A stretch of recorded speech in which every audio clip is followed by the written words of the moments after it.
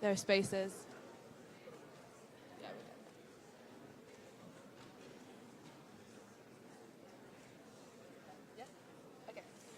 All right, if everyone could just settle down for me, please, and we'll just carry on introducing our next speaker. Thank you very much. So, the last few years have brought significant changes, and in 50 years' time, perhaps the next generations will look back at this period in history and be able to reflect upon how certain political decisions altered the future of the global economy. Brexit is one of these political decisions. The UK's decision to leave the European Union has ultimately shifted the course of the global and European economy. Over the last 2 years, we have watched this decision begin to have economic and political impacts. Yet, is it important to consider about the future of the European Union? Is Brexit a possibility, or will the remaining countries unite more strongly following the UK's departure? Our next speaker has first-hand experience in the European Union. Former Prime Minister of Italy, Mario Monti, holds a degree in economics from Bocconi University and pursued his graduate studies at Yale University under the supervision of Nobel Prize laureate James Tobin. He held the role of Prime Minister of Italy in a very delicate time for the country that found itself at the heights of the financial crisis. His career has also seen him undertake roles such as European Commissioner in areas such as internal markets and competition. Today, we have the privilege of hearing his personal reflections on where the EU is heading. I'm sure we have a lot to learn, so please join me in giving a warm welcome to Mario Monti.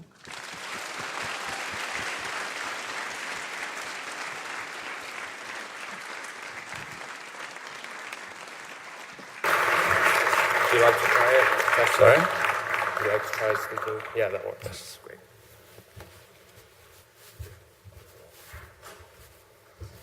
Thank you very much. Thank you very much for the invitation to this incredible but real event that each year is being put up by the students at Warwick. And I'm delighted to be able to exchange views really with you. I'll try not to take too much time with the unilateral presentation of my views of circumvention. Sorry, I've spoken too long. I shut up, and I am here to try and answer any questions that you might have.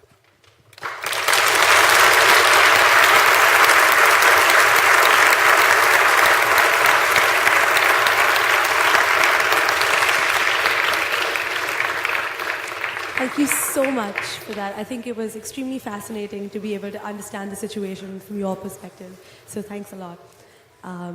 Wow, we've got 190 upvotes. It's never happened before. Just to explain, these are questions sent in by the audience on an app, and then they vote for the ones that they really like, and those are the ones that get asked. So they're also on the screens on both sides. To move to the first question, do you believe that Jean-Claude Juncker's plan to extend the euro to the entire EU is economically sensible, given the different needs of certain EU countries? I think this plan, which was flagged last September by President Juncker, is legally sensible, first of all, institutionally sensible, because most countries who are not yet in the euro do not have an opt-out from the euro in any sort of treaty, so they are expected, they are supposed to be part of the euro. It is true that a country should not join, should and could not join the euro before it is substantially and really ready for that. Some people are convinced that many of the problems of Greece in the last several years were due to Greece joining the euro in a somewhat hasted manner.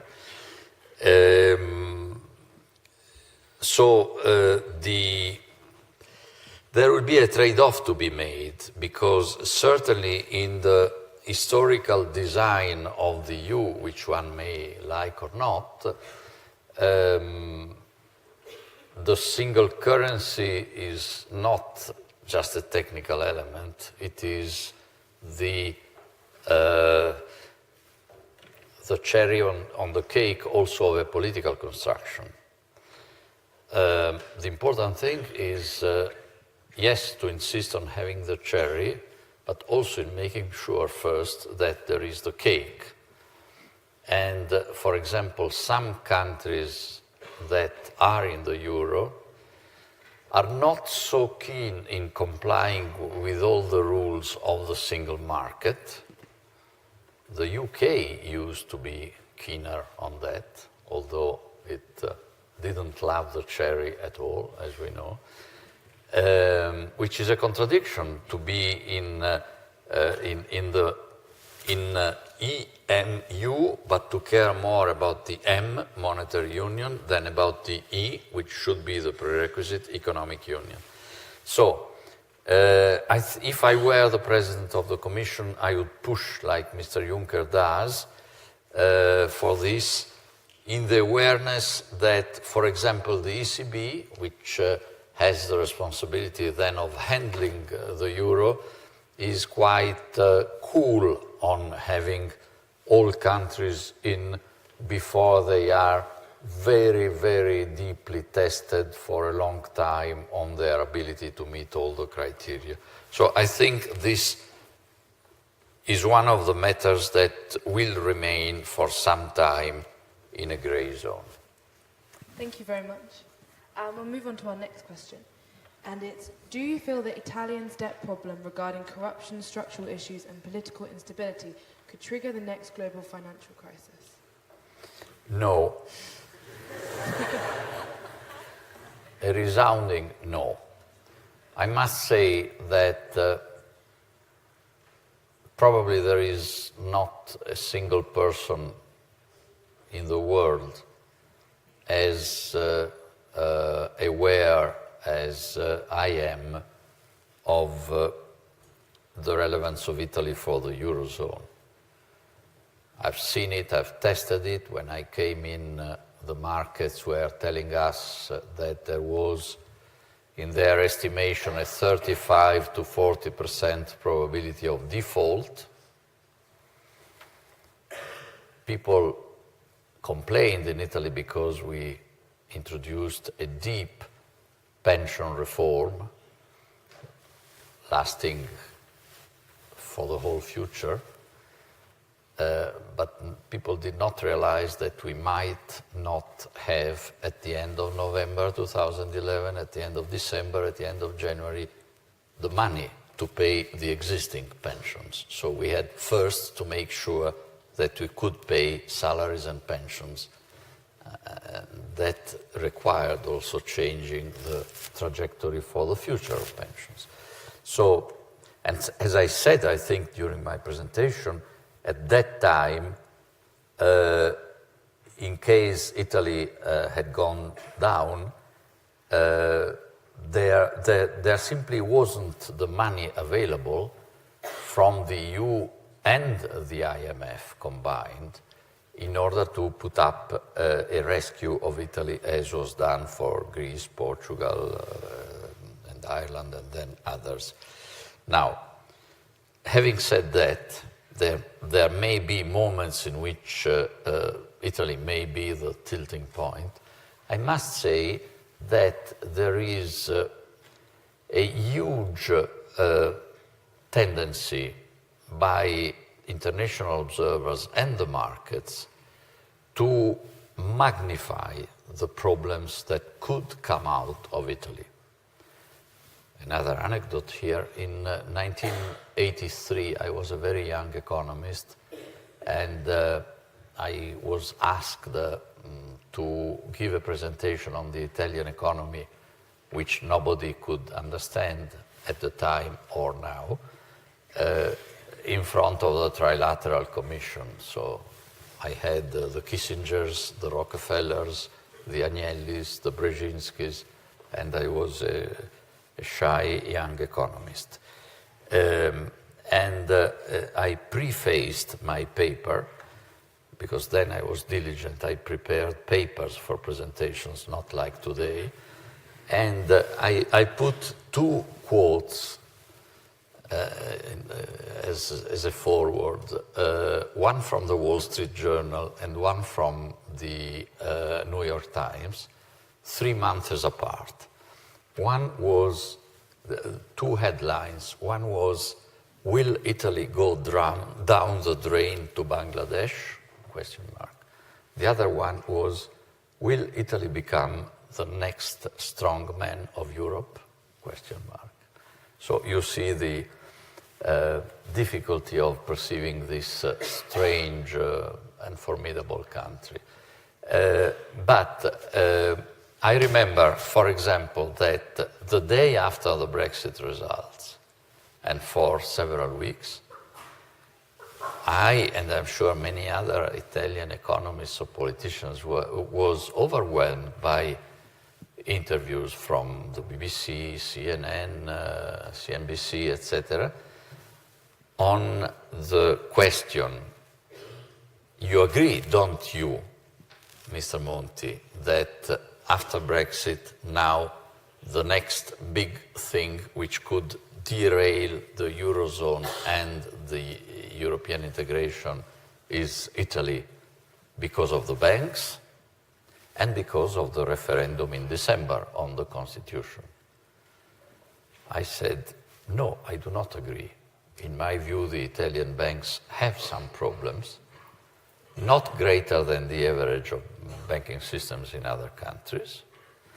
And the constitutional referendum, on which I had at the time a view which I considered to be a minority view because I voted no. Then it turned out that many people voted no. But as expected, that did not produce any little bip in the financial markets, not at all. So I mention this because I think that the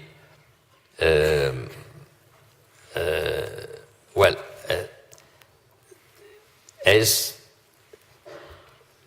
the debt problem is one thing, it may come out also from corruption, but to trigger the next global financial crisis, the causation could be, in principle, from the public debt to the global financial crisis, irrespective whether the public debt is due to corruption or other things.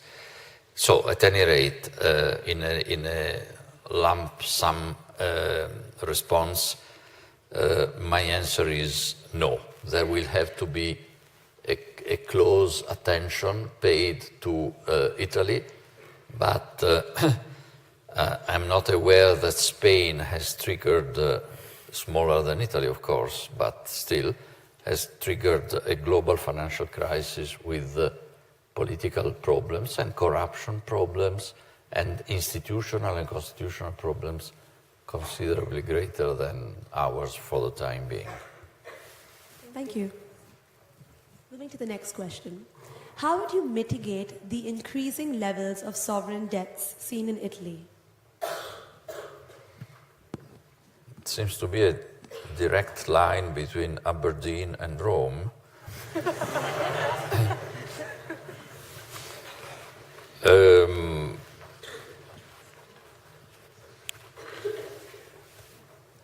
This is indeed a serious problem. We have a debt, not annual deficit. The annual deficit of Italy, let me also give some glimpse of sunshine.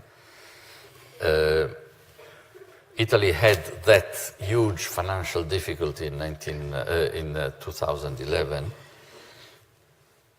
It is Italy, the only country in the whole of Southern Europe which came out of that financial crisis without asking, with all due respect to the Austrian lady, without asking a single euro to anybody abroad, and without having a troika in Rome.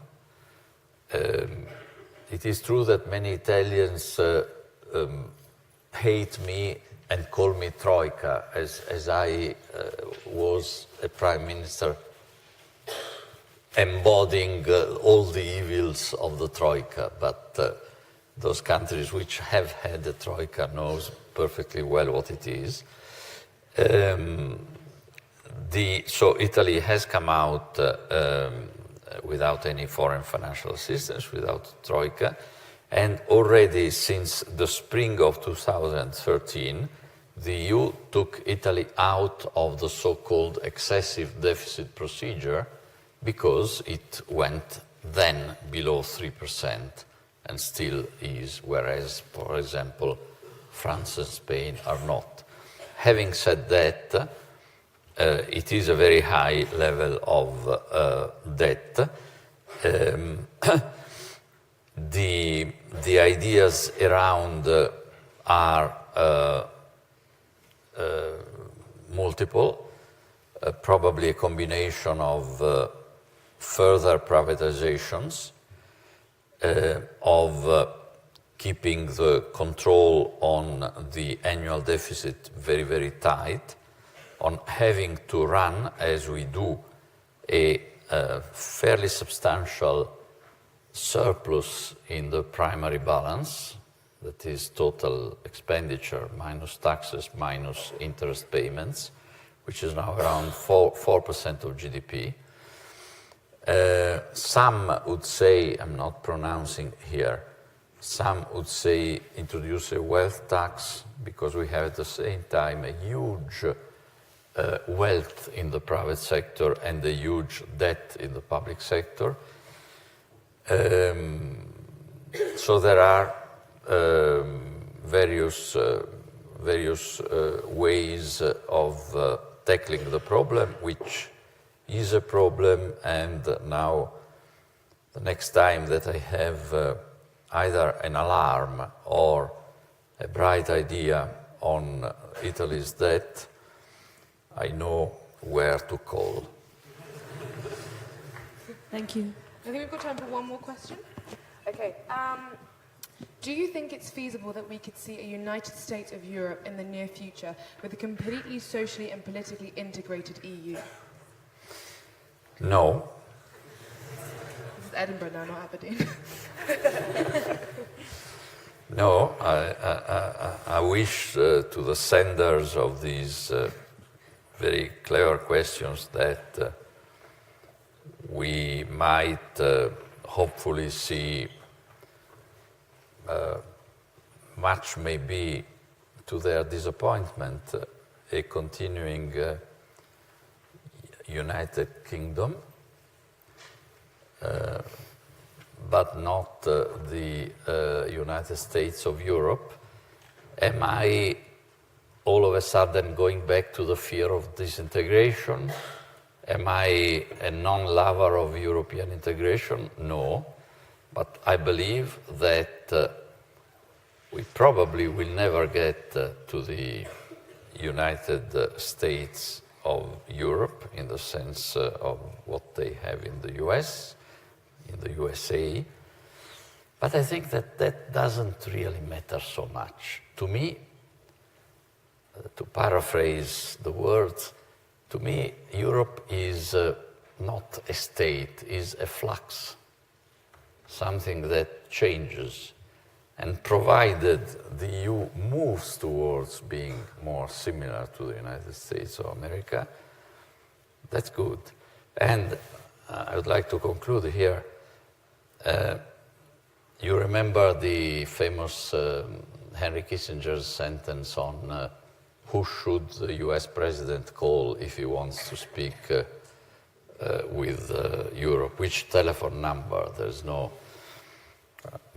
He probably was referring to American presidents who might ever have thought of calling Europe. Then the problem of the number was the one.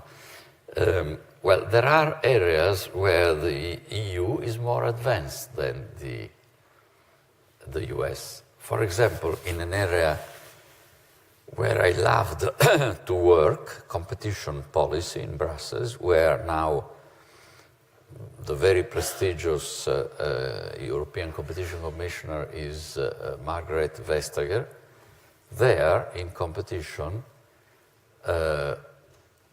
we do not need to become the United States of Europe because we are more advanced than the United States of America. They have, when we took a decision on the Microsoft case in 2004, imposing a fine, but above all, forcing Microsoft to change aspects of its business model, we took a decision from Brussels for the then 27 member states. In the US, whenever they had a Microsoft case or other cases, it was a mosaic of inconsistent decisions because they have not one, but two competition authorities at the federal level, the Federal Trade Commission and the Justice Department. On top of that, or below that, they have 50 attorneys general in the states, also with antitrust competences. So this is interesting, don't want to exaggerate it, but it shows that in a Europe that we believe to be totally sclerotic, adverse to change, above all to change the institutions, we have achieved in the area of competition something that the Americans would like to achieve, but they are under different lobbies and are not able to. And also, you know, you remember when the Banque de France, the Bank of Italy, the Deutsche Bundesbank were more powerful than their respective governments. It was decided to set up the single currency. Those national central banks still exist, but they are, I wouldn't say branches of the ECB, but they are components of a European system of central banks. They count much less, and it has been possible to achieve this transformation in Europe. So we should not be overly optimistic, but sometimes we should be aware that the Europeans are not so refractarian, are not so averse to change than reluctant to change as sometimes we believe. Thank you so much.